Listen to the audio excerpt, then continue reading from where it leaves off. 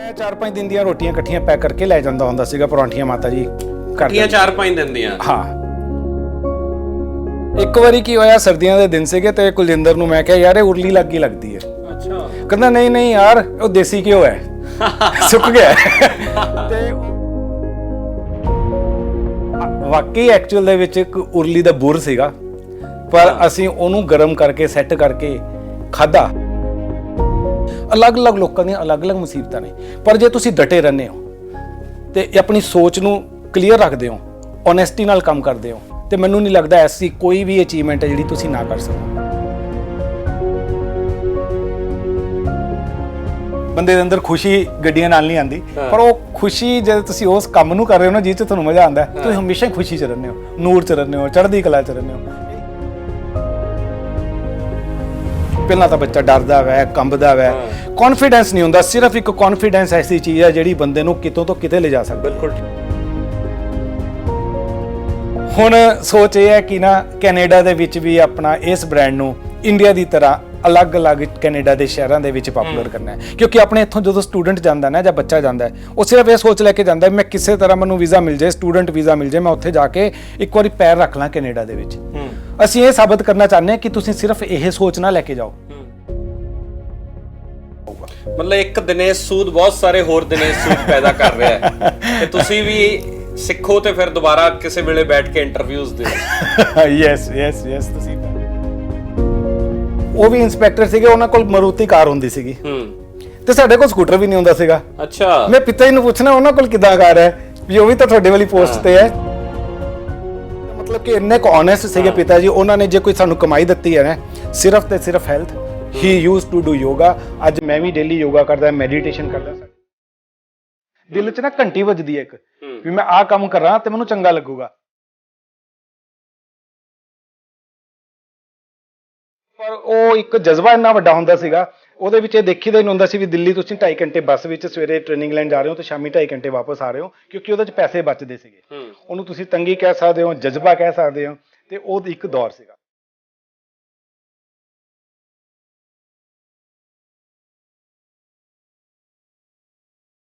Success ਦਾ reason ਹੈ ਕਿ ਅਸੀਂ ਬ੍ਰਦਰ ਸਿਸਟਰ ਆਪਸ 'ਚ ਬਹੁਤ ਜ਼ਿਆਦਾ ਇੱਕ ਦੂਜੇ ਲਈ ਸਪੋਰਟਿਵ ਰਹੇ ਹਮੇਸ਼ਾ ਹੀ।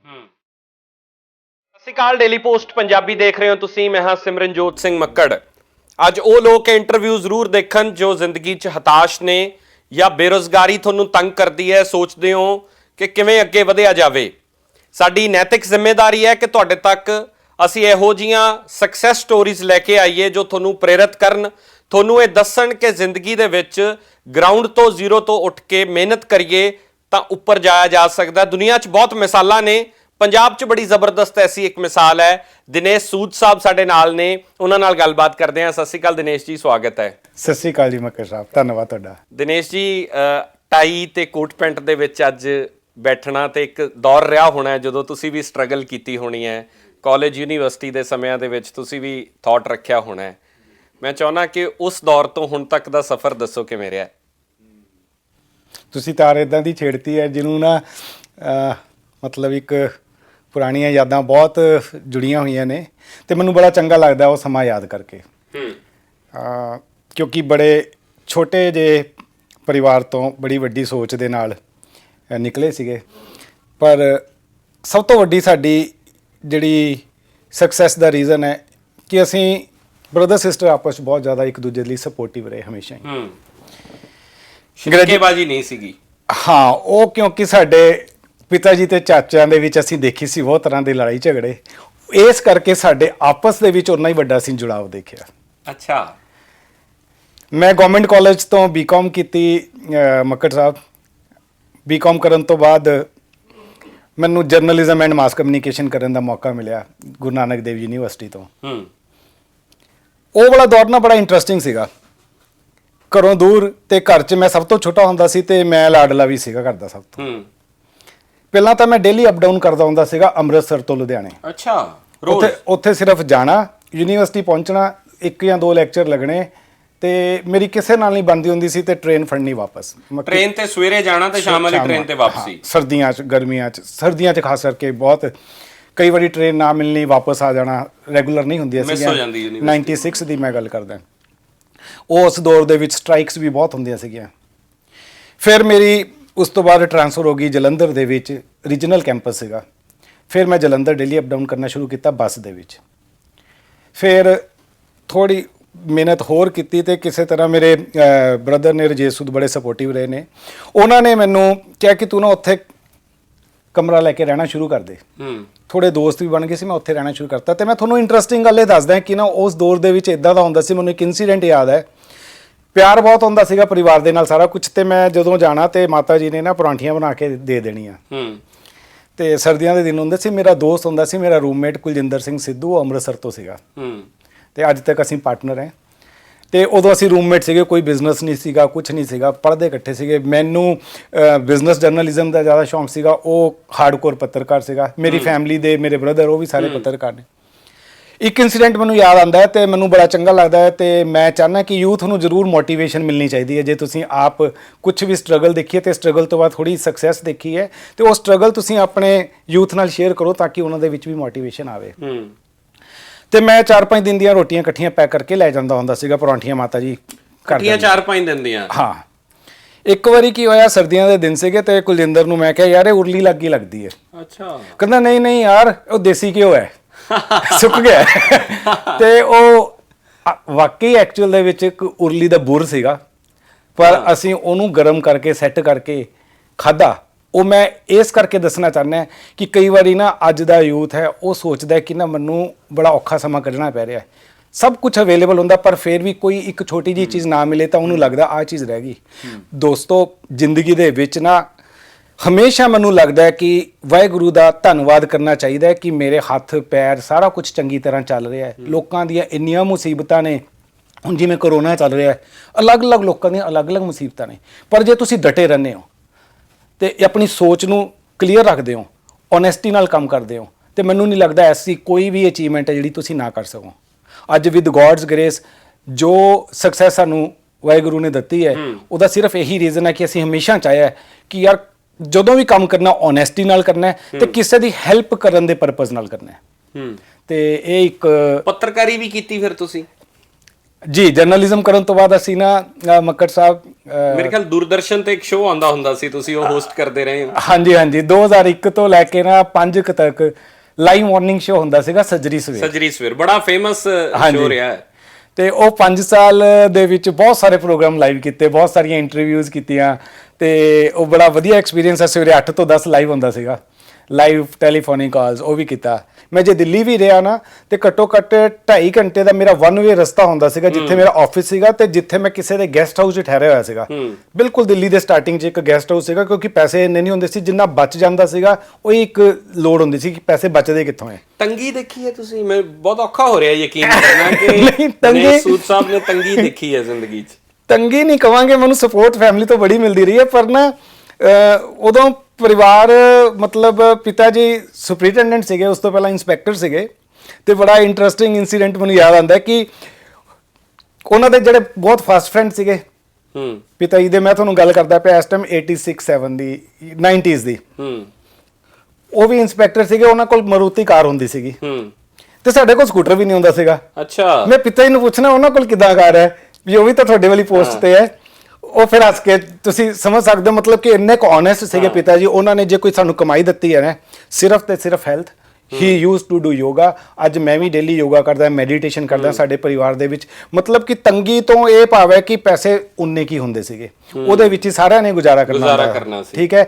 ਤੇ ਪਰ ਉਹ ਇੱਕ ਜਜ਼ਬਾ ਇੰਨਾ ਵੱਡਾ ਹੁੰਦਾ ਸੀਗਾ, ਉਹਦੇ ਵਿੱਚ ਇਹ ਦੇਖੀਦਾ ਹੀ ਨਹੀਂ ਹੁੰਦਾ ਸੀ ਵੀ ਦਿੱਲੀ ਤੁਸੀਂ 2.5 ਘੰਟੇ ਬੱਸ ਵਿੱਚ ਸਵੇਰੇ ਟ੍ਰੇਨਿੰਗ ਲੈਣ ਜਾ ਰਹੇ ਹੋ ਤੇ ਸ਼ਾਮੀ 2.5 ਘੰਟੇ ਵਾਪਸ ਆ ਰਹੇ ਹੋ, ਕਿਉਂਕਿ ਉਹਦੇ 'ਚ ਪੈਸੇ ਬਚਦੇ ਸੀਗੇ। ਉਹਨੂੰ ਤੁਸੀਂ ਤੰਗੀ ਕਹਿ ਸਕਦੇ ਹੋ, ਜਜ਼ਬਾ ਕਹਿ ਸਕਦੇ ਹੋ, ਤੇ ਉਹ ਇੱਕ ਦੌਰ ਸੀਗਾ।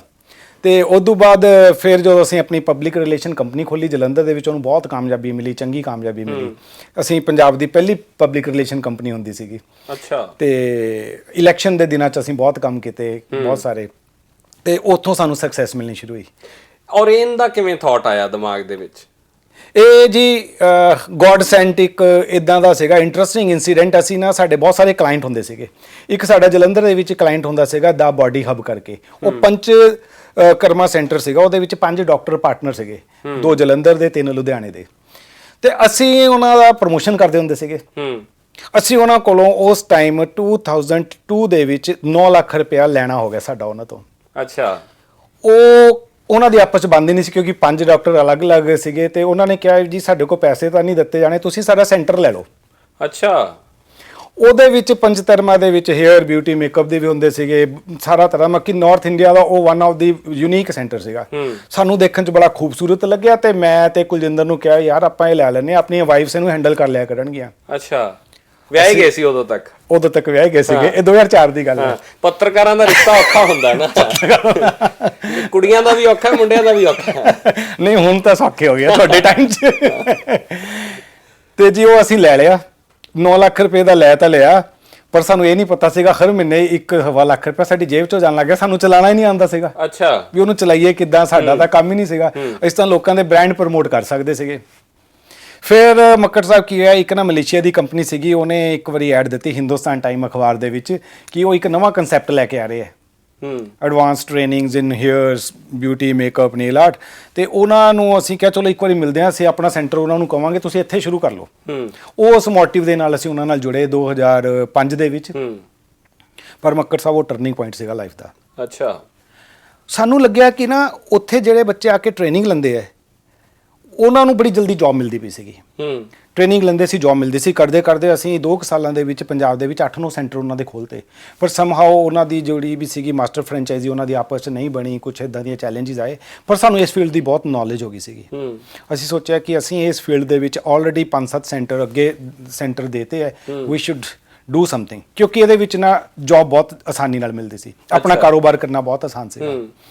ਅਸੀਂ ਫਿਰ 2009 ਦੇ ਵਿੱਚ ਓਰੇਨ ਦਾ ਆਪਣਾ ਬ੍ਰਾਂਡ ਸ਼ੁਰੂ ਕੀਤਾ। ਮੈਂ ਟੋਕ ਰਿਹਾ, ਤੁਹਾਡਾ ਇਹ ਥਾਟ ਸੀਗਾ ਕਿ middle class family, lower middle class family ਦੀਆਂ ਬੱਚੀਆਂ ਜੋ ਇੱਕ ਜੌਬ ਕਰਨਾ ਚਾਹੁੰਦੀਆਂ, ਇੱਕ ਵੱਡਾ ਖਲਾਅ ਸੋਸਾਇਟੀ 'ਚ ਪਿਆ ਹੈ, ਕਿ ਉਸ ਮੋਟਿਵ ਨਾਲ ਆਏ ਸੀਗੇ ਕਿ ਉਹ ਇੱਕ ਦਿਨ ਉਹਨਾਂ ਫੈਮਿਲੀਜ਼ ਨੂੰ ਸਪੋਰਟ ਮਿਲੂਗਾ? ਕਿਉਂਕਿ ਬਹੁਤ ਸਾਰੇ ਐਸੀਆਂ ਕੁੜੀਆਂ ਮਿਲਦੀਆਂ ਜਿਨ੍ਹਾਂ ਨੂੰ ਜੌਬਸ ਮਿਲ ਗਈਆਂ ਤੁਹਾਡੇ ਤੋਂ ਬਾਅਦ, ਅਦਰਵਾਈਜ਼ ਬੀਟੈਕ ਐਮਟੈਕ ਕਰਕੇ ਵੀ 10-10 ਹਜ਼ਾਰ ਰੁਪਏ ਦੇ ਲੋਕ ਧੱਕੇ ਖਾ ਰਹੇ ਸੀ।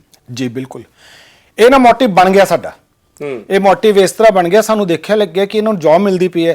ਹੁਣ ਦੇਖੋ ਇੱਕ ਪਿੰਡ ਦੀ ਕੁੜੀ ਜਦੋਂ ਆ ਕੇ ਟ੍ਰੇਨਿੰਗ ਲੈਂਦੀ ਹੈ, ਉਹਦੇ 'ਚ 2 ਸਾਨੂੰ ਬਹੁਤ ਚੰਗੇ ਫਾਇਦੇ ਨਜ਼ਰ ਆਏ ਕਿ ਇੱਕ ਤਾਂ ਸਾਰੀ ਟ੍ਰੇਨਿੰਗ ਉਹਨਾਂ ਦੇ ਉੱਪਰ ਹੁੰਦੀ ਹੈ ਕਿ ਕੁੜੀਆਂ ਦੀ ਇੱਕ ਤਾਂ ਖੂਬਸੂਰਤੀ ਐਨਹਾਂਸ ਹੋ ਰਹੀ ਸੀਗੀ, ਤੇ ਨਾਲੇ ਇਹਦੇ ਵਿੱਚ ਸਾਡੇ ਨਾ ਕੌਨਫੀਡੈਂਸ ਬਿਲਡ ਕਰਨ ਦੀਆਂ ਬਹੁਤ ਸਾਰੀਆਂ ਸੌਫਟ ਸਕਿੱਲ ਦੀਆਂ ਟ੍ਰੇਨਿੰਗ ਹੈਗੀਆਂ ਨੇ ਇਨਵੋਲਵ। ਤੇ ਮੈਂ ਨਾ ਤੁਹਾਨੂੰ ਯਕੀਨ ਨਾਲ ਕਹਿ ਰਿਹਾ ਕਿ ਇੱਕ 6 ਮਹੀਨੇ ਦਾ ਜਿਹੜਾ ਜਾਂ 9 ਮਹੀਨੇ ਦਾ ਜਾਂ 12 ਮਹੀਨੇ ਦਾ ਕੋਰਸ ਹੈ ਜਿਹੜਾ ਬਿਊਟੀ ਫੀਲਡ ਦੇ ਵਿੱਚ ਇੱਕ ਚੰਗੀ ਜਗ੍ਹਾ ਤੋਂ ਕੋਈ ਪੰਜਾਬ ਦਾ ਕਿਸੇ ਵੀ ਜਗ੍ਹਾ ਦਾ ਸਟੂਡੈਂਟ ਕਰ ਲੈਂਦਾ, ਉਹਦਾ ਕੌਨਫੀਡੈਂਸ, ਉਹਦੀਆਂ ਲੁੱਕਸ, ਖਾਸ ਕਰਕੇ ਮੈਂ ਕੌਨਫੀਡੈਂਸ ਦੀ ਗੱਲ ਕਰਦਾ, ਇੱਕ ਚੰਗੇ MBA ਦੇ ਪਾਸ ਆਊਟ ਸਟੂਡੈਂਟ ਤੋਂ ਵੱਧ ਹੁੰਦੀਆਂ ਨੇ, ਕਿਉਂਕਿ ਉਹਨਾਂ ਨੂੰ ਮੌਕਾ ਨਹੀਂ ਮਿਲਿਆ ਹੁੰਦਾ ਪਿੰਡ 'ਚ ਰਹਿਣ ਕਰਕੇ। ਵੀ ਕਰਦੇ ਹੋ? ਇੱਕ ਤਾਂ ਹੁੰਦਾ ਕਿ ਟ੍ਰੇਨਿੰਗ ਦੇਤੀ ਸਿਰਫ, ਅਸੀਂ ਕਾਲਜ ਯੂਨੀਵਰਸਿਟੀ ਦੇ ਵਿੱਚ ਜਾਂਦੇ ਆ, ਅਸੀਂ ਉੱਥੇ ਪੜ੍ਹ ਕੇ ਘਰ ਆ ਜਾਂਦੇ ਆ, ਕਦੇ ਸਾਨੂੰ ਇਹ ਨਹੀਂ ਦੱਸਿਆ ਜਾਂਦਾ ਕਿ ਤੁਸੀਂ ਆਪਣੇ ਕੱਪੜੇ ਇਸ ਤਰ੍ਹਾਂ ਦੇ ਪਾਓ ਜਾਂ ਤੁਹਾਡਾ ਚਾਲ ਚੱਲਣ ਇਸ ਤਰ੍ਹਾਂ ਦਾ ਹੋਣਾ ਚਾਹੀਦਾ ਹੈ, ਜਾਂ ਕਿਸੇ ਨਾਲ ਮਿਲਣਾ ਹੈ ਗਿਲਣਾ ਤਾਂ ਕਿਵੇਂ ਮਿਲਣਾ ਹੈ। ਇਹ ਚੀਜ਼ ਵੀ ਉੱਥੇ ਨਾਲ ਐਡ। ਇਹ ਤੁਸੀਂ ਮੇਨ ਚੀਜ਼ ਫੜੀ, ਮੇਨ ਪਾਰਟੀ ਇਹ ਹੈ। ਜਦੋਂ ਮੈਂ ਵੀ ਜਰਨਲਿਜ਼ਮ ਕੀਤੀ ਸੀ ਨਾ, ਸਾਡੇ ਇੱਕ ਟੀਚਰ ਹੁੰਦੇ ਸੀਗੇ ਹੈਡ ਆਫ ਦੀ ਡਿਪਾਰਟਮੈਂਟ, ਉਹਨਾਂ ਨੇ ਰੋਜ਼ ਆ ਕੇ ਕਹਿਣਾ ਤੁਸੀਂ ਨਾ 3 ਮਿੰਟ ਆਪਣੀ ਇੰਟਰੋਡਕਸ਼ਨ ਦੇਵੋ। 3 ਮਿੰਟ ਬਹੁਤ ਜ਼ਿਆਦਾ ਹੁੰਦੇ ਸੀ ਉਦੋਂ। 2 ਮਿੰਟ 'ਚ ਦੱਸਦਾ ਜੀ my name is Dinesh Sood, I am from Ludhiana, ਤੇ ਉਸ ਤੋਂ ਬਾਅਦ ਕੀ ਬੋਲਣਾ ਹੈ। ਉਹ 3 ਮਿੰਟ ਦੀ ਇੰਟਰਵਿਊ ਮਤਲਬ ਕਿ ਇੰਟਰੋਡਕਸ਼ਨ ਰੋਜ਼ ਦੇ ਕੇ ਨਾ ਸਾਡੇ ਅੰਦਰ ਇੱਕ ਕੌਨਫੀਡੈਂਸ ਉਹਨਾਂ ਨੇ ਪੈਦਾ ਕਰਤਾ। ਅਸੀਂ ਉਹ ਸਾਰੀਆਂ ਚੀਜ਼ਾਂ ਆਪਣੇ ਬਿਊਟੀ ਦੇ ਕਰਿਕੂਲਮ 'ਚ ਪਾਤੀਆਂ। ਓਕੇ। ਹੁਣ ਜਿਹੜਾ ਬੱਚਾ ਆਂਦਾ ਸੀ, ਅਸੀਂ ਉਹਨਾਂ ਦਾ ਨਾ ਆਪਣਾ ਕੌਨਫੀਡੈਂਸ ਬਿਲਡਿੰਗ ਦੇ ਕਰਨ ਲਈ ਉਹਨਾਂ ਨੂੰ ਕਹਿੰਦੇ ਤੁਸੀਂ ਕਲਾਸ 'ਚ ਖੜੇ ਹੋ, ਉਹ ਦੱਸੋ। ਪਹਿਲਾਂ ਤਾਂ ਬੱਚਾ ਡਰਦਾ ਵੈ, ਕੰਬਦਾ ਵੈ, ਕੌਨਫੀਡੈਂਸ ਨਹੀਂ ਹੁੰਦਾ। ਸਿਰਫ ਇੱਕ ਕੌਨਫੀਡੈਂਸ ਐਸੀ ਚੀਜ਼ ਹੈ ਜਿਹੜੀ ਬੰਦੇ ਨੂੰ ਕਿਤੋਂ ਤੋਂ ਕਿਤੇ ਲੈ ਜਾ ਸਕਦੀ ਹੈ। ਬਿਲਕੁਲ ਠੀਕ। ਉਹ ਇੱਕ ਕੌਨਫੀਡੈਂਸ ਬਿਲਡ ਕਰਨ ਦੇ ਲਈ ਸਾਨੂੰ ਲੱਗਿਆ ਕਿ ਨਾ ਅਸੀਂ ਜੇ ਆਪਣੇ ਕਰਿਕੂਲਮ ਨੂੰ ਉੱਦਾਂ ਦਾ ਮੋਲਡ ਕਰ ਦਈਏ। ਹੁਣ ਟ੍ਰੇਨਿੰਗ ਬੰਦਾ ਜਿੱਥੋਂ ਮਰਜ਼ੀ ਲੈ ਲਵੇ, ਟ੍ਰੇਨਿੰਗ ਲੈਣ ਤੋਂ ਬਾਅਦ ਤੁਹਾਨੂੰ ਐਕਸਪੀਰੀਅੰਸ ਕਰਕੇ ਤਜਰਬਾ ਆਉਂਦਾ ਵੈ, ਪਰ ਜੇ ਤੁਹਾਡੇ 'ਚ ਕੌਨਫੀਡੈਂਸ ਹੈ ਨਾ, ਤੇ ਤੁਸੀਂ ਕਿਤੇ ਇੱਕ ਆਮ ਬੰਦੇ ਨਾਲੋਂ ਬਹੁਤ ਵੱਡਾ ਡਿਫਰੈਂਸ਼ੀਏਟ ਕਰ ਸਕਦੇ ਹੋ। ਤੇ ਉਹ ਹੁਣ ਇੱਕ ਕੌਨਫੀਡੈਂਸ ਜਦੋਂ ਸਾਡੇ ਸਟੂਡੈਂਟ ਵਿੱਚ ਆ ਜਾਂਦਾ ਨਾ, ਤੇ ਸਾਨੂੰ ਬੜਾ ਚੰਗਾ ਲੱਗਦਾ ਹੈ। ਇੱਦਾਂ ਦੇ ਸਟੂਡੈਂਟ ਨੇ, ਉਹ ਆਪ ਕਹਿੰਦੇ ਨੇ ਸਟੇਜ ਤੇ ਖੜੇ ਹੋ ਕੇ 500 ਸਟੂਡੈਂਟ ਅੱਗੇ ਬੈਠੇ ਆ, ਉਹ ਆਪ ਆ ਕੇ ਦੱਸਦੇ ਨੇ ਕਿ ਮੈਂ ਜਦੋਂ ਜੁਆਇਨ ਕੀਤਾ ਸੀ ਤਾਂ ਆਹ ਸੀਗਾ, ਤੇ ਮੈਨੂੰ 2 ਮਹੀਨਿਆਂ ਬਾਅਦ ਆਹ ਫਰਕ ਮਹਿਸੂਸ ਹੋਇਆ, ਅੱਜ ਮੈਂ ਤੁਹਾਡੇ ਸਾਹਮਣੇ ਆ ਖੜਾ ਮੈਂ। ਉਹ ਕੌਨਫੀਡੈਂਸ ਦੇ ਕਰਕੇ ਉਹ ਅੱਜ ਇੰਡੀਆ ਦੇ ਵਿੱਚ ਵੀ, ਇੰਡੀਆ ਤੋਂ ਬਾਹਰ ਜਿਹੜਾ ਮਰਜ਼ੀ ਮੁਲਕ ਦੀ ਗੱਲ ਕਰ ਲਓ ਜਿੱਥੇ ਆਪਣੇ ਪੰਜਾਬੀ ਵੱਸਦੇ ਨੇ, ਉੱਥੇ ਉਹ ਆਪਣਾ ਕਰੀਅਰ ਬਣਾ ਰਹੇ ਨੇ ਤੇ ਆਪਣਾ ਤੇ ਆਪਣੇ ਪਰਿਵਾਰ ਦਾ ਨਾਮ ਰੋਸ਼ਨ ਕਰ ਰਹੇ ਨੇ। ਉਹ ਸਟੂਡੈਂਟ ਤੁਹਾਨੂੰ ਆਪਦੀਆਂ ਸਕਸੈਸ ਸਟੋਰੀਜ਼ ਭੇਜਦੇ ਕਿ ਅੱਜ ਅਸੀਂ ਕਿੱਥੇ ਪਹੁੰਚ ਗਏ? ਮੈਨੂੰ ਨਾ ਜੀ ਟਰੈਵਲ ਦਾ ਕਾਫੀ ਮੌਕਾ ਮਿਲਿਆ। ਤਕਰੀਬਨ ਕਾਫੀ ਕੰਟਰੀਜ਼ 'ਚ ਮੈਂ ਟਰੈਵਲ ਕੀਤਾ ਹੈ। ਸਟੋਰੀਜ਼ ਤਾਂ ਭੇਜਦੇ ਉਹ ਮਿਲਣ ਆਉਂਦੇ ਨੇ ਖਾਸ ਤੌਰ ਤੇ, ਮਤਲਬ ਜਦੋਂ ਆ ਕੇ ਦੱਸਦੇ ਨੇ ਕਿ ਸਰ ਮੈਂ ਤੁਹਾਡੇ ਥਰੂ ਪੜ੍ਹਿਆ ਹੋਇਆ ਹੈ, ਕਈ ਵਾਰੀ ਮੈਂ ਮਿਲਿਆ ਵੀ ਨਹੀਂ ਹੁੰਦਾ ਕਿਉਂਕਿ ਸੈਂਟਰ ਸਾਡੇ ਹੁਣ ਕਾਫੀ ਹੋ ਗਏ, ਤੇ ਉਹ ਜਿਹੜੀ ਸੈਟੀਸਫੈਕਸ਼ਨ ਮਿਲਦੀ ਹੈ ਨਾ, ਤੇ ਮਤਲਬ ਇੱਕ ਮਨ ਭਰਿਆ ਆਉਂਦਾ ਵੀ ਯਾਰ ਜ਼ਿੰਦਗੀ 'ਚ ਕੋਈ ਅਚੀਵਮੈਂਟ ਕੀਤੀ ਹੈ ਤੇ ਆਹ ਕੀਤੀ ਹੈ ਕਿ ਤੁਸੀਂ ਕਿਸੇ ਨੂੰ ਆਪਣੇ ਪੈਰਾਂ ਤੇ ਖੜੇ ਕਰਨ ਦਾ ਇੱਕ ਜ਼ਰੀਆ ਬਣ ਸਕੇ ਹੋ। ਤੇ ਇਹ ਜਦੋਂ ਉੱਥੋਂ ਸ਼ੁਰੂਆਤ ਹੋਈ, ਤੁਸੀਂ ਕਿਹਾ ਟਰਨਿੰਗ ਪੁਆਇੰਟ ਸੀਗਾ ਹਿੰਦੁਸਤਾਨ ਟਾਈਮਜ਼ ਅਖਬਾਰ 'ਚ ਜਿਹੜੀ ਇੱਕ ਖਬਰ ਲਿਖਦੀ ਹੈ, ਉਸ ਤੋਂ ਲੈ ਕੇ ਹੁਣ ਤੱਕ ਕੀ ਗਰੋਥ ਕੀ ਹੋਈ ਹੈ, ਕਿੰਨੇ ਸੈਂਟਰਸ ਤੱਕ ਪਹੁੰਚੇ ਤੁਸੀਂ? ਗਰੋਥ ਮੈਂ ਇਦਾਂ ਕਹੂੰਗਾ ਜੀ, ਪਿੱਛੇ ਜੇ ਸਾਨੂੰ ਅਵਾਰਡ ਮਿਲਿਆ ਵਾ PwC ਜਿਹੜੀ ਵਰਲਡ ਦੀ ਰੈਨਾਊਂਡ ਕੰਪਨੀ ਹੈ, ਉਹਨੇ ਇੱਕ ਸਰਵੇ ਕੀਤਾ, ਉਹਨੇ ਓਰੇਨ ਜਿਹੜਾ ਕਿ ਆਪਣਾ ਬ੍ਰਾਂਡ ਹੈ ਜਿਹਦੇ ਲਈ ਅਸੀਂ ਕੰਮ ਕਰ ਰਹੇ ਹਾਂ, ਉਹਨੇ ਓਰੇਨ ਨੂੰ best training institute of the world in skill training the award ਦਿੱਤਾ ਹੈ। 102 ਸੈਂਟਰ ਸਾਡੇ ਇੰਡੀਆ ਦੇ ਵਿੱਚ ਨੇ ਅੱਜ ਦੀ ਡੇਟ ਵਿੱਚ, 17 ਸਟੇਟਸ ਦੇ ਵਿੱਚ ਪ੍ਰੈਜ਼ੈਂਸ ਹੈ, ਤੇ ਉਸ ਤੋਂ ਬਿਨਾ ਏਸ਼ੀਆ ਦੀ ਲੀਡਿੰਗ ਕੰਪਨੀ, ਪਿੱਛੇ ਜੇ ਅਸੀਂ ਕੈਨੇਡਾ ਦੇ ਵਿੱਚ ਆਪਣਾ ਕਾਲਜ ਖੋਲ੍ਹਿਆ ਹੈ। ਸੋ ਮਤਲਬ ਇਹ ਸਾਰੀ ਚੀਜ਼ਾਂ ਤੱਕ ਪਹੁੰਚ ਗਏ ਤੁਸੀਂ। ਹਾਂ, ਕੈਨੇਡਾ ਵੀ ਕਾਲਜ ਖੋਲ੍ਹਿਆ ਤੁਸੀਂ? ਹਾਂਜੀ, ਕੈਨੇਡਾ ਖੋਲ੍ਹਿਆ। ਸਿਰਫ ਇੰਡੀਆ 'ਚ ਤੁਹਾਡੇ ਜਿਹੜੇ ਸੈਂਟਰਸ ਨਹੀਂ ਹੈਗੇ ਜੀ, ਫਰੈਂਚਾਈਜ਼ੀ ਨਹੀਂ ਹੈ, ਉਹ ਕੈਨੇਡਾ ਤੱਕ ਤੁਸੀਂ ਪਹੁੰਚ ਗਏ ਜੀ। ਕੈਨੇਡਾ ਦੇ ਵਿੱਚ ਬੜੀ ਇੰਟਰਸਟਿੰਗ ਗੱਲ ਹੈ, ਤੁਸੀਂ ਇਹ ਪਹਿਲਾਂ ਦੱਸੀ ਨਹੀਂ ਗੱਲ।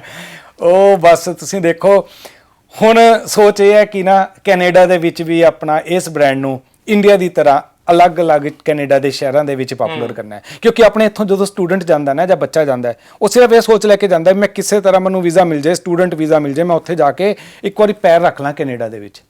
ਅਸੀਂ ਇਹ ਸਾਬਤ ਕਰਨਾ ਚਾਹੁੰਦੇ ਹਾਂ ਕਿ ਤੁਸੀਂ ਸਿਰਫ ਇਹ ਸੋਚ ਨਾ ਲੈ ਕੇ ਜਾਓ। ਹੁਣ ਅਸੀਂ ਆਪਣਾ ਬ੍ਰਾਂਡ ਸਾਰੀ ਜਗ੍ਹਾ ਐਕਸਪੈਂਡ ਕਰਨਾ ਹੈ।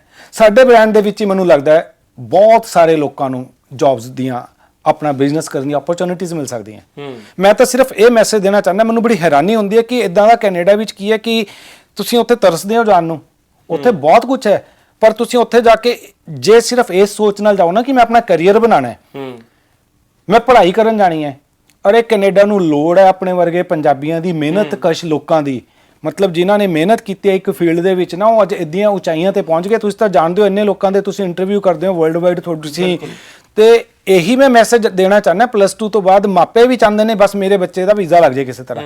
ਇਦਾਂ ਕਿਉਂ ਸੋਚਦੇ ਆ, ਮੈਨੂੰ ਨਹੀਂ ਸਮਝ ਆਉਂਦੀ। ਉਹ ਇਹ ਸੋਚਣ ਕਿ ਮੇਰਾ ਬੱਚਾ ਉੱਥੇ ਜਾ ਕੇ ਪੜ੍ਹਾਈ ਕਰੇ, ਪੜ੍ਹਾਈ ਕਰਨ ਤੋਂ ਬਾਅਦ ਉੱਥੇ ਚੰਗੀ ਜੌਬ ਕਰ ਸਕਦਾ, ਆਪਣਾ ਬਿਜ਼ਨਸ ਸਟਾਰਟ ਕਰ ਸਕਦਾ। ਅਰੇ ਆਪਣੇ ਫੈਮਿਲੀ ਦੇ ਮੈਂਬਰ ਨੂੰ, ਆਪਣੇ ਪਿੰਡ ਦੇ 10 ਹੋਰ ਮੁੰਡਿਆਂ ਨੂੰ ਕੈਨੇਡਾ ਜਾ ਕੇ ਸੈਟਲ ਕਰ ਸਕਦਾ ਚੰਗੇ ਤਰੀਕੇ ਦੇ ਨਾਲ। ਆਪਾਂ ਪਰ ਸੋਚ ਇਹ ਬਣਾ ਲਈਏ ਕਿ ਉੱਥੇ ਜਾ ਕੇ ਸੈੱਟ ਹੋਣਾ ਤੇ ਇੱਕ ਵਾਰੀ ਐਡਮਿਸ਼ਨ ਹੋ ਜਾਏ, ਉਸ ਤੋਂ ਬਾਅਦ ਕਿਸੇ ਨਾ ਕਿਸੇ ਤਰ੍ਹਾਂ 4-5 ਸਾਲਾਂ 'ਚ ਸੈੱਟ ਹੋ ਜਾਾਂਗੇ। ਪਰ ਥੋੜਾ ਮੈਂ ਟੋਕ ਰਿਹਾ ਤੁਹਾਨੂੰ ਇੱਥੇ, ਥੋੜਾ ਇਹਨੂੰ ਮੈਨੂੰ ਸਮਝਾਓ ਕਿ ਉੱਥੇ ਤੁਹਾਡਾ ਕਾਲਜ ਦੇ ਵਿੱਚ ਕੀ, ਬੱਚਾ ਇੱਥੋਂ ਜਾਵੇ +2 ਤੋਂ ਬਾਅਦ ਤਾਂ ਉੱਥੇ ਕੋਰਸਸ ਕਿਹੜੇ ਨੇ ਤੁਹਾਡੇ ਕੋਲੇ? ਜਿਹੜੇ ਸਾਡੇ ਕੋਰਸਿਸ ਮੱਕੜ ਸਾਹਿਬ ਇੰਡੀਆ ਦੇ ਵਿੱਚ ਨੇ ਨਾ, ਹੇਅਰ, ਸਕਿਨ, ਮੇਕਅਪ, ਇਹੀ ਚੀਜ਼ ਦੇ ਕੋਰਸ ਅਸੀਂ ਉੱਥੇ ਵੀ ਰੱਖੇ। ਸਕਿੱਲ ਡਿਵੈਲਪਮੈਂਟ ਦੇ ਇਹਦੇ ਵਿੱਚ ਬਿਊਟੀ ਇਹ ਹੈ ਕਿ ਸਕਿੱਲ ਡਿਵੈਲਪਮੈਂਟ ਦੇ ਵਿੱਚ ਜਦੋਂ ਕੋਰਸ ਕਰਦਾ ਬੱਚਾ, ਉਹਨੂੰ ਨਾਲ ਦੀ ਨਾਲ ਸੇਮ ਫੀਲਡ ਵਿੱਚ ਜੌਬ ਮਿਲ ਜਾਂਦੀ ਹੈ, ਉਹਦਾ ਇੱਕ ਟਰੈਕ ਰਿਕਾਰਡ ਬਹੁਤ ਵਧੀਆ ਮਿਲ ਜਾਂਦਾ ਹੈ। ਅਦਰਵਾਈਜ਼ ਮੈਂ ਪਿੱਛੇ ਵੀ 2-3 ਵਾਰੀ ਗੱਲ ਕੀਤੀ ਹੈ ਕਿ ਸਟੂਡੈਂਟ ਇੱਥੋਂ ਜਾਂਦੇ ਆ MBA ਕਰਨ ਲਈ, ਕੰਮ ਕਰਦੇ ਆ ਕਾਰ ਡਰਾਈਵਿੰਗ ਦਾ ਉੱਥੇ ਜਾਂ ਪੀਜ਼ਾ ਸਪਲਾਈ ਦਾ। ਦੇਖੋ ਕੰਮ ਕੋਈ ਬੁਰਾ ਨਹੀਂ ਹੈ, ਪਰ ਆਪਣਾ ਤੁਸੀਂ ਟਰੈਕ ਰਿਕਾਰਡ ਤਾਂ ਸੇਮ ਫੀਲਡ ਦਾ ਰੱਖੋ ਨਾ। ਤੇ ਕੈਨੇਡਾ ਗਵਰਨਮੈਂਟ ਦੇਖਦੀ ਹੈ, ਉਹਨਾਂ ਦੀਆਂ ਪਾਲਿਸੀਜ਼ ਇੰਨੀਆਂ ਸਿੰਪਲ ਨੇ, ਉਹ ਉਹਨਾਂ ਲੋਕਾਂ ਨੂੰ ਵੈਲਕਮ ਕਰਦੀ ਹੈ ਜਿਹੜੇ ਕਿ ਦਿਲੋਂ ਉੱਥੇ ਕੰਮ ਕਰਨ ਆਏ, ਚਾਹੇ ਉੱਥੇ ਵਸਣਾ ਚਾਹੁੰਦੇ ਨੇ। ਤੁਸੀਂ ਪੜ੍ਹਾਈ ਕਰਨ ਤੋਂ ਬਾਅਦ ਉੱਥੇ ਰਹਿਣਾ ਚਾਹੁੰਦੇ ਹੋ ਨਾ, ਤੇ ਸਹੀ ਤਰੀਕੇ ਨਾਲ ਜਾਂਦੇ ਹੋ ਤੇ ਉਹ ਵੈਲਕਮ ਕਰਦੇ ਆ ਤੁਹਾਡਾ। ਪਰ ਆਪਾਂ ਰਸਤਾ ਪਹਿਲੇ ਦਿਨ ਹੀ ਗਲਤ ਅਪਣਾ ਲੈਂਦੇ ਆ। ਇੱਥੋਂ ਲੱਤੀ ਐਡਮਿਸ਼ਨ ਲੈ ਕੇ ਉਸ ਕਾਲਜ ਨੂੰ ਛੱਡ ਕੇ ਦੂਜੇ ਕਾਲਜ 'ਚ ਚਲੇ ਗਏ ਜਾਂ ਕਾਲਜ 'ਚ ਗਏ ਨਹੀਂ, ਆਪਣਾ ਕਿਤੇ ਜੌਬ ਕਰਨੀ ਸ਼ੁਰੂ ਕਰਤੀ। ਹਾਂ ਜੀ, ਮੈਨੂੰ ਹੁਣ $10-15 ਪਰ ਆਵਰ ਮਿਲਣ ਲੱਗ ਗਏ, ਪਰ ਉਹ ਕਿਤੇ ਰਜਿਸਟਰਡ ਨਹੀਂ ਹੁੰਦੇ, ਨਾ ਆਪਾਂ ਟੈਕਸ ਪੇ ਕਰ ਰਹੇ। ਕਾਫੀ ਸਟੂਡੈਂਟ ਇਦਾਂ ਕਰਦੇ ਨੇ। ਤਾਂ ਤੁਸੀਂ ਸਿਰਫ ਤੁਹਾਡਾ ਉੱਥੇ ਕਾਲਜ ਹੈ ਜਾਂ ਤੁਸੀਂ ਵੀਜ਼ਾ ਵੀ ਲਗਵਾ ਕੇ ਦਿੰਦੇ ਹੋ? ਸਾਡਾ ਵੀਜ਼ਾ ਲਵਾਉਣ ਦਾ ਕੋਈ ਕੰਮ ਨਹੀਂ, ਨਾ ਇਮੀਗ੍ਰੇਸ਼ਨ ਦਾ ਕੋਈ ਲਿੰਕ ਨਹੀਂਗਾ। ਮੈਂ ਬਹੁਤ ਕਲੀਅਰਲੀ ਦੱਸਣਾ ਚਾਹੁੰਦਾ, ਪਰ ਸਾਡੇ ਕਾਲਜ ਦੇ ਵਿੱਚ ਸੀਟਾਂ ਨੇ, ਲਿਮਿਟਿਡ ਸੀਟਾਂ ਨੇ। ਤੁਸੀਂ ਉੱਥੇ ਜਾ ਕੇ ਜੇ ਇਸ ਫੀਲਡ ਦੇ ਵਿੱਚ ਸਟੂਡੈਂਟ ਕੋਈ ਕੰਮ ਕਰਨਾ ਚਾਹੁੰਦਾ, ਉਹੀ ਆਵੇ ਸਾਡੇ ਕੋਲ। ਜੇ ਉੱਥੇ ਜਾ ਕੇ ਉਹਨੇ ਸੋਚਣਾ ਕਿ ਮੈਂ ਕਿਤੇ ਹੋਰ ਜਾ ਕੇ ਵੀਜ਼ਾ ਹੀ ਲੈਣਾ ਹੈ, ਫਿਰ ਬਿਲਕੁਲ ਨਾ ਆਵੇ। ਮਤਲਬ ਕਿ ਅਸੀਂ ਉਹਦੀ ਰਿਪੋਰਟ, ਬੰਦਾ ਆਵੇ ਜਿਹੜਾ ਇਹ ਸੋਚ ਕੇ ਕਿ ਮੈਂ ਇਸ ਫੀਲਡ 'ਚ ਕੰਮ ਕਰਨਾ ਹੈ। ਜੇ ਹਾਂ ਉਹ ਕੰਮ ਕਰਨਾ ਹੈ ਤੇ ਫਿਰ ਸਾਡੀ ਜ਼ਿੰਮੇਵਾਰੀ ਹੈ, ਅਸੀਂ ਉਹਦਾ ਹੱਥ ਫੜਾਂਗੇ, ਅਸੀਂ ਇੰਨੀ ਐਕਸਪੈਂਸ਼ਨ ਕਰਨੀ, ਉਹਨੂੰ ਅਸੀਂ ਆਪਣੇ ਨਾਲ ਜੋੜਾਂਗੇ। ਜੇ ਉਹਨੇ ਸਿਰਫ ਵੀਜ਼ਾ ਲੈਣ ਲਈ ਆਣਾ ਤੇ ਉਹਦੀ ਰਿਪੋਰਟ ਅਸੀਂ ਕਰਾਂਗੇ ਜਾ ਕੇ ਵੀ ਇਹ ਤਾਂ ਸਾਡਾ ਸਟੂਡੈਂਟ ਬਣ ਕੇ ਆਇਆ ਸੀ, ਹੁਣ ਆਂਦਾ ਨਹੀਂਗਾ ਕਲਾਸਾਂ ਲਾਉਣ ਲਈ। ਅੱਛਾ, ਇਸ ਤਰ੍ਹਾਂ ਵੀ ਹੁੰਦਾ, ਬਹੁਤ ਸਾਰੇ ਮਤਲਬ ਅਸੀਂ ਜਾਂਦੇ ਨਹੀਂਗੇ, ਸਿੰਪਲ ਜੀ ਗੱਲ ਹੈ। ਤੇ ਪੜ੍ਹਾਈ ਇੰਨੀ ਸੌਖੀ ਹੈ ਕਿਉਂਕਿ ਸਕਿੱਲ ਡਿਵੈਲਪਮੈਂਟ ਹੈ। ਜਿਹੜੇ ਬੰਦੇ, ਤੁਹਾਡੀ ਰਿਸਰਚ ਸੀਗੀ ਉੱਥੇ ਕਿ ਜਿਹੜਾ ਇਸ ਤਰ੍ਹਾਂ ਦੇ ਕੋਰਸਸ ਨੇ ਤੁਹਾਡੇ, ਜਿਹੜੇ ਇੰਡੀਆ 'ਚ ਤੁਸੀਂ ਸਕਸੈਸ ਹੋਏ ਹੋ ਇਹਦੇ ਵਿੱਚ, ਸਰਕਾਰਾਂ ਜੋ ਨਹੀਂ ਕਰ ਸਕ ਰਹੀਆਂ ਕਿ ਸਕਿੱਲ ਡਿਵੈਲਪਮੈਂਟ ਦੇ ਮੱਥਾ ਤਾਂ ਬਹੁਤ ਮਾਰਿਆ, ਪਰ ਸਟੂਡੈਂਟ ਔਰ ਜਿਹੜਾ ਨੌਜਵਾਨ ਹੈ ਉਹ ਬੇਰੁਜ਼ਗਾਰ ਹੀ ਹੈ ਜੇ, ਉਹਨੂੰ ਉੱਥੇ ਪਹੁੰਚਾ ਨਹੀਂ ਸਕੀ। ਕੀ ਕੈਨੇਡਾ 'ਚ ਇਹਦੀ ਲੋੜ ਹੈਗੀ ਹੈ? ਕੈਨੇਡਾ ਦੀ ਨਾ ਹਰੇਕ ਦੇਖੋ ਉਹ ਕਾਫੀ ਡਿਵੈਲਪਡ ਕੰਟਰੀ ਹੈ, ਉਹਨਾਂ ਨੇ ਆਲਰੇਡੀ ਡਿਫਾਈਨ ਕੀਤਾ ਹੋਇਆ ਕਿ ਆਉਣ ਵਾਲੇ 5 ਸਾਲਾਂ 'ਚ ਕਿਹੜੇ ਪ੍ਰੋਫੈਸ਼ਨ ਦੀ ਸਾਨੂੰ ਬਹੁਤ ਲੋੜ ਰਹਿਣੀ ਹੈ। ਦੇਖੋ ਇਹ ਜਿੰਨੇ ਵੀ ਮੁਲਕ ਨੇ ਨਾ, ਇਹਨਾਂ ਦੀ ਜਿਹੜੀ ਹੈ ਨਾ ਪਾਪੂਲੇਸ਼ਨ, ਯੰਗ ਪਾਪੂਲੇਸ਼ਨ ਬਹੁਤ ਘਟ ਗਈ ਹੈ। ਜਾਂ ਤਾਂ ਉਹਨਾਂ ਦੀ ਫਰਟੀਲਿਟੀ ਰੇਟ ਘੱਟ ਹੈ, ਜਾਂ ਉਹ ਏਜ ਦਾ ਗੈਪ ਇੰਨਾ ਹੋ ਗਿਆ ਕਿ ਬਜ਼ੁਰਗ ਜ਼ਿਆਦਾ ਨੇ, ਉਹਨਾਂ ਨੂੰ ਕਾਮਿਆਂ ਦੀ ਬਹੁਤ ਲੋੜ ਹੈ। ਬਿਊਟੀ ਫੀਲਡ ਦੇ ਵਿੱਚ ਬਹੁਤ ਸਾਰੀ ਰਿਕੁਆਇਰਮੈਂਟ ਹੈ ਉਹਨਾਂ ਦੀ, ਉਹਨਾਂ ਨੂੰ hairdresser, makeup artist, nail artist, ਨਾਲ ਹੀ ਉਹਨਾਂ ਦੇ ਹਾਲੀਵੁੱਡ ਪੈਂਦਾ। ਕੈਨੇਡਾ ਦੀ ਆਪਣੀ ਜਿਹੜੀ ਫਿਲਮ ਇੰਡਸਟਰੀ ਹੈ ਉਹਦੇ ਵਿੱਚ ਬਹੁਤ ਵੱਡੀ ਰਿਕੁਆਇਰਮੈਂਟ ਹੈ, ਤੇ ਉਹ ਰਿਕੁਆਇਰਮੈਂਟ ਨੂੰ ਪੂਰਾ ਕਰਨ ਦੇ ਲਈ ਆਪਣੇ ਬੰਦੇ ਕਿਉਂ ਨਹੀਂ ਸਹੀ ਢੰਗ ਨਾਲ ਕੰਮ ਕਰਕੇ ਉੱਥੇ ਜਾ ਕੇ ਉਸ ਰਿਕੁਆਇਰਮੈਂਟ ਨੂੰ ਪੂਰਾ ਵੀ ਕਰਨ, ਚੰਗੇ ਪੈਸੇ ਕਮਾਉਣ, ਤੇ ਨਾਲੇ ਬਾਕੀਆਂ ਨੂੰ ਵੀ ਆਪਣੇ ਉੱਥੇ ਰਿਟਰਨਸ ਹੈਗੀਆਂ। ਕੋਈ ਨੇਲ ਆਰਟਿਸਟ ਹੈ, ਕੋਈ ਮੇਕਅਪ ਆਰਟਿਸਟ ਹੈ, ਉੱਥੇ ਕੈਨੇਡਾ 'ਚ ਉਹਦੀ ਰਿਟਰਨ ਹੈਗੀ, ਰੈਮਿਊਨਰੇਸ਼ਨ ਜਿਹਨੂੰ ਆਪਾਂ ਕਹਿੰਦੇ ਕਿ ਪੈਸਾ ਬਣਦਾ ਉਹਨਾਂ ਨੂੰ, ਬਹੁਤ ਚੰਗਾ ਪੈਸਾ ਬਣਦਾ ਹੈ। ਦੇਖੋ ਉੱਥੇ ਹਰ ਬੰਦੇ ਨੂੰ, ਮਿਹਨਤੀ ਨੂੰ ਪੈਸਾ ਬਣਦਾ ਹੈ, ਪਰ ਇਹ ਫੀਲਡ ਇਦਾਂ ਦਾ, ਮੈਂ ਫੇਰ ਕਹਿ ਰਿਹਾ, ਜਿਹੜੇ ਬੱਚੇ ਦਾ ਇੰਟਰਸਟ ਹੈ ਨਾ, ਨਾਰਮਲੀ ਤਾਂ ਉੱਥੇ ਤੁਹਾਨੂੰ ਮਿਨੀਮਮ ਵੇਜਿਸ ਮਿਲਣੇ ਹੀ ਆ, $15-16 ਜਿੰਨੇ ਵੀ ਹੁੰਦੇ ਆ, ਪਰ ਜੇ ਤੁਹਾਡਾ ਇੰਟਰਸਟ ਹੈ ਤੇ ਤੁਸੀਂ ਉਹ ਕੰਮ ਇੰਨਾ ਵਧੀਆ ਕਰਨ ਲੱਗ ਜਾਓਗੇ, ਤੁਸੀਂ ਇੱਕ ਆਮ ਬੰਦੇ ਨੂੰ ਜੇ 15 ਮਿਲਦਾ, ਤੁਸੀਂ $30-35 ਪਰ ਆਵਰ ਵੀ ਕਮਾ ਸਕਦੇ ਹੋ, ਜਾਂ ਆਪਣਾ ਖੋਲ ਕੇ ਤੁਸੀਂ ਇਸ ਤੋਂ ਵੀ ਵੱਧ ਕਿਤੇ ਕਮਾਈ ਕਰ ਸਕਦੇ ਹੋ। ਮਤਲਬ ਕਿ ਮੈਂ ਫਿਰ ਕਹੂੰਗਾ ਬੱਚਿਆਂ ਨੂੰ ਤਦੇ ਆਓ ਜੇ ਇੰਟਰਸਟ ਹੈ। ਮੈਨੂੰ ਜ਼ਿੰਦਗੀ 'ਚ ਕਿਸੇ ਨੇ ਕਿਹਾ ਸੀਗਾ ਵੀ ਕੰਮ ਉਹ ਕਰਨਾ ਚਾਹੀਦਾ ਜਿਸ 'ਚ ਕੰਮ ਕਰਨਾ ਬੋਝ ਨਾ ਲੱਗੇ, ਮਜ਼ਾ ਆਉਂਦਾ ਵੇ, ਆਪਣੇ ਉਹਨੂੰ ਪ੍ਰੋਫੈਸ਼ਨ ਬਣਾ ਲਓ, ਜਿਹੜਾ ਤੁਹਾਡਾ ਐਂਟਰਟੇਨਮੈਂਟ ਹੋਵੇ, ਜਿਹੜੀ ਤੁਹਾਡੀ ਹੌਬੀ ਹੋਵੇ।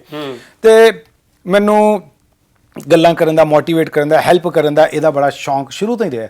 ਮੋਟੀਵੇਸ਼ਨਲ ਬੁੱਕ ਪੜ੍ਹਨ ਦਾ, ਫਿਲਾਸਫੀਕਲ ਬੁੱਕ ਪੜ੍ਹਨ ਦਾ। ਤੇ ਇਸ ਪ੍ਰੋਫੈਸ਼ਨ ਦੇ ਵਿੱਚ ਆ ਕੇ ਮੈਨੂੰ ਬਿਲਕੁਲ ਵੀ ਕੋਈ ਟੈਕਨੀਕਲ ਨੌਲੇਜ ਨਹੀਂ ਹੈ, ਪਰ ਮੈਨੂੰ ਇੰਨਾ ਪਤਾ ਕਿ ਜਿਹੜੇ ਸਾਡੇ ਕੋਲ ਟ੍ਰੇਨਰ ਨੇ ਉਹ ਵਰਲਡ ਦੇ ਟੌਪ ਦੇ ਐਕਸਪੀਰੀਅੰਸਡ ਟ੍ਰੇਨਰ ਨੇ, ਠੀਕ ਹੈ। ਤੇ ਮੈਨੂੰ ਇੰਨਾ ਪਤਾ ਕਿ ਆਹ ਬੱਚੇ ਨੇ, ਮੈਂ ਅੱਜ ਜੇ ਗੱਲ ਵੀ ਕਹਿ ਰਿਹਾ ਉਹਨਾਂ ਨੂੰ ਕੋਰੀ ਕਹਿ ਰਿਹਾ, ਉਹਨਾਂ ਨੂੰ ਮਾੜੀ ਲੱਗਦੀ ਹੋਊਗੀ ਵੀ ਸਿਰਫ ਕੈਨੇਡਾ ਜਾਣ ਨੂੰ ਮਿਸ਼ਨ ਨਾ ਰੱਖੋ, ਉੱਥੇ ਚੰਗੀ ਤਰੀਕੇ ਨਾਲ ਜਾ ਕੇ ਸੈਟਲ ਹੋਣ ਨੂੰ ਆਪਣਾ ਮਿਸ਼ਨ ਰੱਖੋ। ਤੇ ਉਹ ਚੀਜ਼ਾਂ ਮੇਰੇ ਅੰਦਰ ਸੀਗੀਆਂ, ਤੇ ਮੈਨੂੰ ਆ ਹੁਣ ਬੋਲਣਾ ਬੜਾ ਚੰਗਾ ਲੱਗਦਾ ਪਿਆ। ਇਸੇ ਤਰ੍ਹਾਂ ਜੇ ਕੋਈ ਮੇਕਅਪ ਆਰਟਿਸਟ ਬਣਨਾ ਚਾਹੁੰਦਾ ਦਿਲੋਂ, ਉਹ ਉੱਥੇ ਜਾ ਕੇ ਮੇਕਅਪ ਆਰਟਿਸਟ ਬਣੂਗਾ ਨਾ, ਸਾਰੀ ਉਮਰ ਉਹਨੂੰ ਮਜ਼ਾ ਵੀ ਆਊਗਾ, ਤੇ ਡਾਲਰ ਵੀ ਉਹ ਆਮ ਬੰਦੇ ਤੋਂ ਕਿਤੇ ਵੱਧ ਕਮਾਊਗਾ। ਮਤਲਬ ਇੱਕ ਦਿਨੇਸ਼ ਸੂਦ ਬਹੁਤ ਸਾਰੇ ਹੋਰ ਦਿਨੇਸ਼ ਸੂਦ ਪੈਦਾ ਕਰ ਰਿਹਾ ਹੈ, ਤੇ ਤੁਸੀਂ ਵੀ ਸਿੱਖੋ ਤੇ ਫਿਰ ਦੁਬਾਰਾ ਕਿਸੇ ਵੇਲੇ ਬੈਠ ਕੇ ਇੰਟਰਵਿਊਜ਼ ਦਿਓ। ਯੈਸ ਤੁਸੀਂ ਫਾਇਦਾ, ਸਾਡੇ ਸਟੂਡੈਂਟ ਸਕਸੈਸ ਸਟੋਰੀਜ਼ ਬਣ ਰਹੀਆਂ ਨੇ, ਬਹੁਤ ਸਾਰਿਆਂ ਨੇ ਫੇਸਬੁੱਕ, YouTube ਤੇ ਆਪਣੀਆਂ ਸਕਸੈਸ ਸਟੋਰੀਜ਼ ਪਾਈਆਂ ਕਿ ਮੈਂ ਇੱਥੋਂ ਸਿੱਖਿਆ ਸੀਗਾ। ਸਾਡਾ ਇੱਕ ਆਪਣਾ ਸਟੂਡੈਂਟ ਹੈ, ਉਹਨੇ ਮੱਕੜ ਸਾਹਿਬ, ਮੈਂ ਤੁਹਾਨੂੰ ਫੈਕਟ ਦੱਸਦਾ ਪਿਆ, ਸਾਡੇ ਤੋਂ ਕੋਰਸ ਕੀਤਾ। ਇਦਾਂ ਦੇ ਬਹੁਤ ਜ਼ਿਆਦਾ ਸਟੂਡੈਂਟ ਨਹੀਂ ਹੁੰਦੇ, ਇੱਥੇ ਪੰਜਾਬ 'ਚ ਹੀ ਰਹਿ ਰਿਹਾ, ਉਹਨੇ ਆਪਣੇ ਮਿਹਨਤ ਦੇ ਨਾਲ, ਆਪਣੇ ਪੈਸੇ ਦੇ ਨਾਲ ਆਪਣੀ BMW ਕਾਰ ਖਰੀਦੀ। ਅੱਛਾ, ਆਹ ਕੋਰਸ ਕਰਨ ਤੋਂ ਬਾਅਦ +2 ਕੀਤੀ ਹੈ। ਫਿਰ ਅਸੀਂ ਮਤਲਬ ਹੁਣ ਛੱਡ ਦਈਏ ਜਰਨਲਿਜ਼ਮ, ਤੁਹਾਡੇ ਵਾਲੇ ਪਾਸੇ ਆਈਏ, ਕੋਰਸ ਕਰੀਏ, BMW 'ਚ ਬਹਿ ਕੇ ਦੇਖਾਂਗੇ ਜੀ।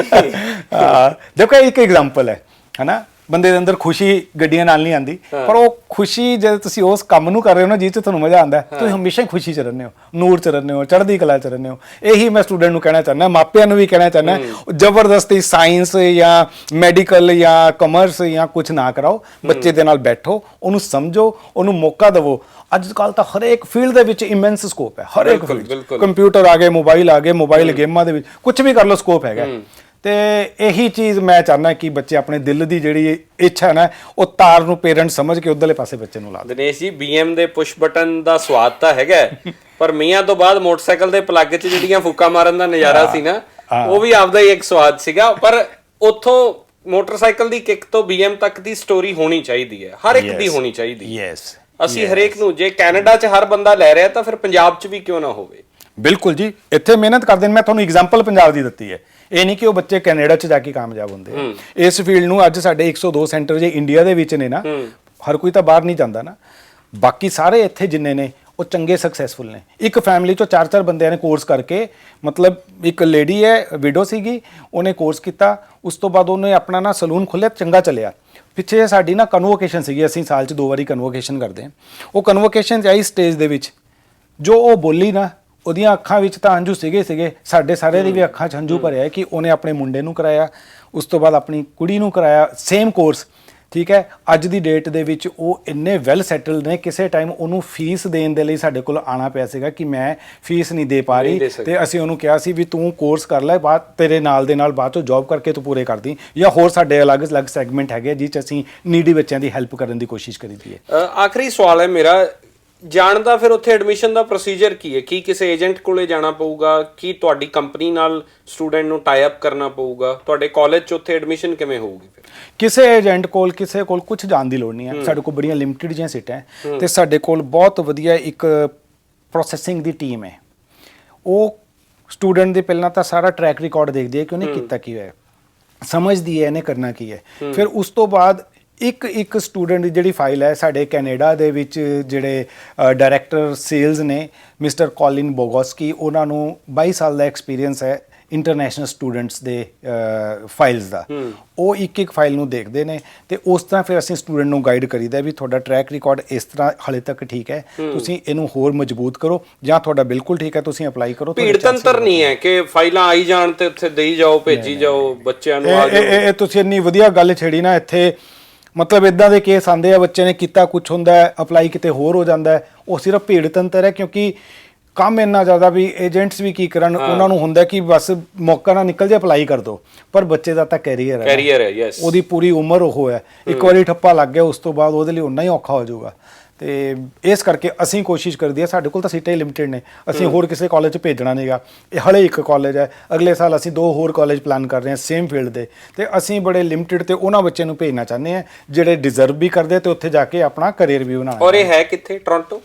ਨਹੀਂ, ਆਪਣਾ ਬ੍ਰਿਟਿਸ਼ ਕੋਲੰਬੀਆ ਦੀ ਕੈਪੀਟਲ ਹੈ ਵਿਕਟੋਰੀਆ। ਹਾਂ, ਵਿਕਟੋਰੀਆ ਦੇ ਡਾਊਨਟਾਊਨ 'ਚ ਲੋਕੇਸ਼ਨ ਬੜੀ ਵਧੀਆ ਹੈ। ਇੱਕ ਤਾਂ ਹੁੰਦਾ ਨਾ ਕਿ ਕਾਲਜ ਜਦੋਂ ਮੈਂ ਦੇਖਿਆ ਸੀ ਉਹਨੂੰ ਬਾਏ ਕਰਨਾ ਸੀਗਾ, it is a beautiful location, corner ਹੈ ਤੇ ਮਤਲਬ ਸਭ ਤੋਂ ਵੱਧ ਟੂਰਿਸਟ ਬ੍ਰਿਟਿਸ਼ ਕੋਲੰਬੀਆ 'ਚ ਉੱਥੇ ਆਉਂਦੇ ਨੇ ਤੇ ਬਿਊਟੀਫੁਲ ਲੋਕੇਸ਼ਨ ਹੈ। ਤੇ ਅਸੀਂ ਹੁਣ ਅਗਲਾ ਵੀ ਪਲਾਨ ਕਰ ਰਹੇ ਹਾਂ ਆਪਣਾ ਸਰੀ ਦੇ ਵਿੱਚ ਜਾਂ ਵੈਨਕੂਵਰ ਦੇ ਵਿੱਚ।